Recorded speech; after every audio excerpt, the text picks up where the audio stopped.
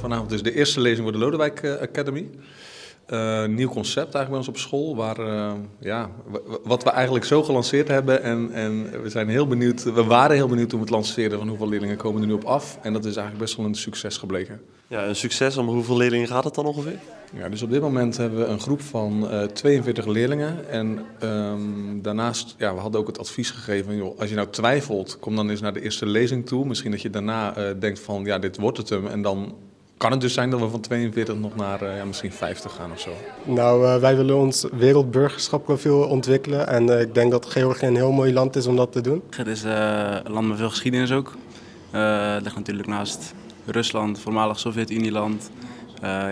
Grote, brede geschiedenis. Kijk, in het onderwijs zijn we er heel goed in om heel veel dingen aan te bieden aan leerlingen die iets extra's nodig hebben, extra hulp nodig hebben, taallessen nodig hebben, extra huiswerkbegeleiding. Wij vonden het eigenlijk ook wel tijd om oog te gaan krijgen of het oog te hebben voor de leerlingen die juist naar iets extra's op zoek zijn. Dus die zichzelf zouden willen uitdagen of uitgedaagd willen worden. En eigenlijk is een beetje zo het idee ontstaan om dus de Lodewijk Academy in het leven te roepen. Maar je dacht dan, ik heb het nog niet druk genoeg, dus dat examen, dus we doen dit er nog maar bij.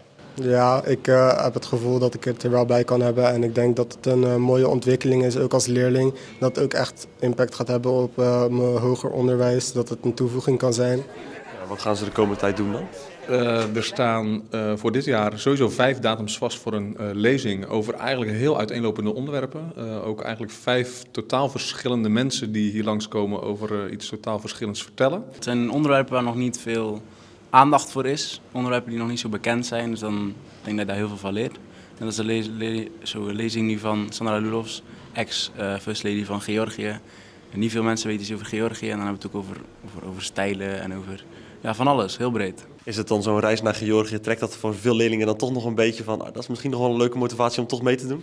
Ja, dus dat zijn we nu ook nog een beetje aan het uitzoeken van wil je inderdaad die lezingen bijwonen of kom je eigenlijk voornamelijk voor die Georgië-reis? Dat is nu waar we dan met elkaar, dat moeten we nog even bedenken met elkaar. Ja.